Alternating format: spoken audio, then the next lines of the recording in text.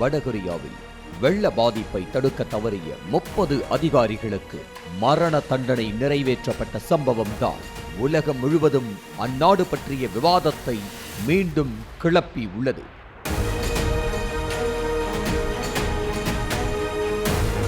வடகொரியாவில் அமல்படுத்தப்படும் சட்டங்கள் குறித்தான தகவல்களும் பகீர் கிளப்புகின்றன.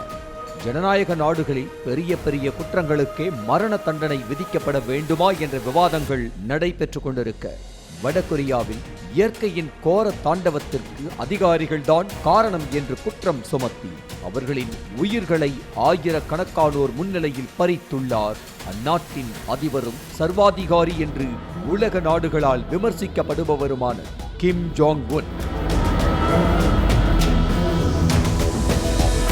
கடந்த ஜூலை மாதம் வடகொரியாவின் மேற்கு எல்லை பகுதியில் பெய்த வரலாறு காணாத கனமழையால் அந்நாடு பேரழிவை சந்தித்தது.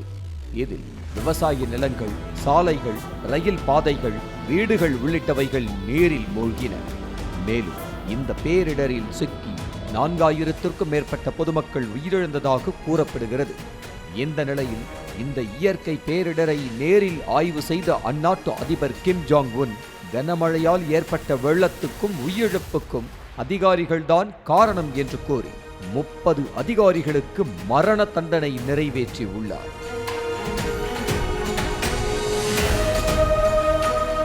மற்ற நாடுகளில் குற்றத்தின் வீரியத்தை பொறுத்தே குற்றவாளிகளுக்கு மரண தண்டனை விதிக்கப்படுகிறது. ஆனால் நம் அன்றாட வாழ்வில் சாதாரணமாக பின்பற்றக்கூடிய விஷயங்களுக்காக எல்லாம் வடகொரியாவில் மரண தண்டனை விதிக்கப்படுவது அந்நாட்டில் மனித தன்மை மீது நடத்தப்படும் கொடூரத்தை குறிக்கும் விதமாக பார்க்கப்படுவதாக உலக நாடுகள் தெரிவிக்கின்றன. கடந்த ஆண்டு மட்டும் வடகொரியாவில் சட்டத்தை மீறியதாக 100 பேருக்கு மரண தண்டனை நிறைவேற்றப்பட்டுள்ளது. கடந்த 2022ஆம் ஆண்டு வடகொரியாவின் எதிரி நாடாக அறியப்படும் தென்கொரிய நாட்டின் படத்தை பார்த்ததற்கும் பாட்டை கேட்டதற்கும் 22 வயது இளைஞர் ஒருவருக்கு பொதுமக்கள் முன்னிலையில் மரண தண்டனை நிறைவேற்றப்பட்டது.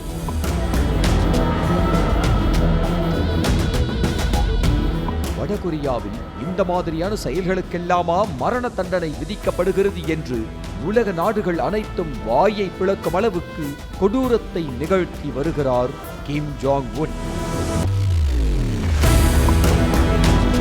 மணப்பெண் வெள்ளை ஆடையை உடுத்தக்கூடாது, மணப்பெண்ணை மணமகன் தூக்கி கொண்டு போட்டோ எடுக்கக்கூடாது, கூலிங் கிளாஸ் அணியக்கூடாது, வைன் கிளாஸில் மது அருந்தக்கூடாது என்று வடகொரியாவில் விதிகள் உள்ளன. இந்த விதிகளை மீறும் நபர்களுக்கு பாரபட்சமில்லாமல் பொது வெளியில் மரண தண்டனை நிறைவேற்றப்படுகிறது. மேலும் ஸ்கின்னி ஜீன்ஸ் அணியக்கூடாது, டி ஷர்ட்டில் வெளிநாட்டு வார்த்தைகள் இடம்பெறக்கூடாது, கூந்தலை நீளமாக வைக்கக்கூடாது, தலைக்கு டை அடித்துக் கொள்ளக்கூடாது, குறிப்பிட்ட ஹேர் ஸ்டைல்களை வைக்கக்கூடாது என்ற விதிகளும் வடகொரியாவில் உள்ளன. இவற்றை மீறுபவர்களுக்கும் மரணம் ஒன்றே தண்டனையாக கொடுக்கப்படுகிறது. வடகொரியாவில் நிறைவேற்றப்படும் மரண தண்டனைகள் எல்லாமே பொதுவெளியில் ஆயிரக்கணக்கான மக்கள் சூழ வைக்கப்பட்டுதான் நிறைவேற்றப்படுகிறது. மரண தண்டனை நிறைவேற்றப்படும் பகுதியை சுற்றி உள்ள தொழிற்சாலைகள், சந்தைகள் உள்ளிட்டவைகள் கட்டாயமாக மூட வைக்கப்படுகிறது. 17 வயது முதல் 60 வயதுடைய நபர்கள் தண்டனை நிறைவேற்றப்படுவதை பார்வையிட வலுக்கட்டாயமாக வரவழைக்கப்படுகின்றனர்.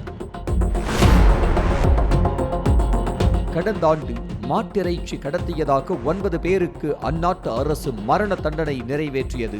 அவற்றை பார்வையிட சுமார் 25,000 பேர் வலுக்கட்டாயமாக அழைத்து வரப்பட்டனர். இது போன்ற சர்வாதிகாரமான செயல்கள் வடகொரியாவில் புதிது கிடையாது. தற்போதைய அதிபர் கிம் ஜாங் உன்னின் தந்தையும் தாத்தாவும் கடந்த காலங்களில் வடகொரியாவை ஆட்சி செய்த போதும் இதே போன்ற சர்வாதிகாரத்தை தான் மக்கள் மீது கட்டவிழ்த்து விட்டனர்.